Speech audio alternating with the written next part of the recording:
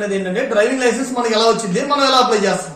Driving licence ఏం చేస్తున్నాం, initial గా మనం నెట్ సెంటర్కి వెళ్ళేటప్పుడు ఆధార్ కార్డ్ జిరాక్స్ కానీ పాన్ కార్డ్ జిరాక్స్ కానీ తీసుకెళ్లి మనం అప్లై చేసుకుంటున్నాం. మనం అప్లై చేసినప్పుడు ఏమవుతుందమ్మా, ఒక రోజు స్లాట్ అనేది బుక్ అవుతుంది మనకి ఎగ్జామ్ అనమాట. మనం ఆ స్లాట్ కి ఆ టైంకి వెళ్తే ఏమవుతుంది, అక్కడ ఆర్టీఓ ఆఫీస్ లో పోలీసు వాళ్ళు ఉంటారు. అక్కడ మనం వెళ్ళిన తర్వాత మనం అప్లికేషన్ ఫామ్ చూపిస్తే వాళ్ళు ఏం చేస్తారు, మన తమ్ అప్డేట్ చేస్తారు. తమ్ అప్డేట్ చేయగానే మనకి ఎగ్జామ్ ఓపెన్ అవుతుంది. ఎగ్జామ్ ఓపెన్ అయిన తర్వాత ఏంటి, క్వశ్చన్లు ఎలా ఉంటాయి, డైరెక్షన్ అనమాట.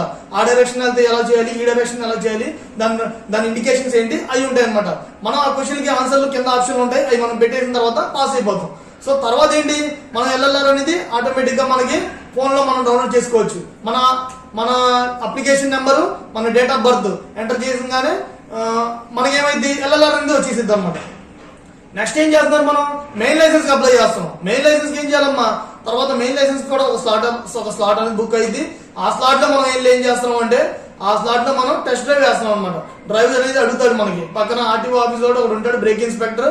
ఆ బ్రేక్ ఇన్స్పెక్టర్ మన పక్కన కూర్చుంటాడు, 4-వీలర్ లో కూర్చుని ఇలా ముందు తీసుకెళ్ళు, ఇలా టర్నింగ్ చేయి, మనం బ్యాక్ ఎలా తిప్పుతున్నాం, టర్నింగ్ ఎలా తిప్పుతున్నాం అన్ని చూస్తాడనమాట. సో దాని ప్రకారంగా వాళ్ళు పాస్ అనేది మనం డిక్లేర్ చేస్తారు, అప్డేట్ చేస్తారు. ఆటోమేటిక్ గా మనకి 10 రోజుల్లో మనకి అనేది లైసెన్స్ అనేది వచ్చేసిద్ది అనమాట.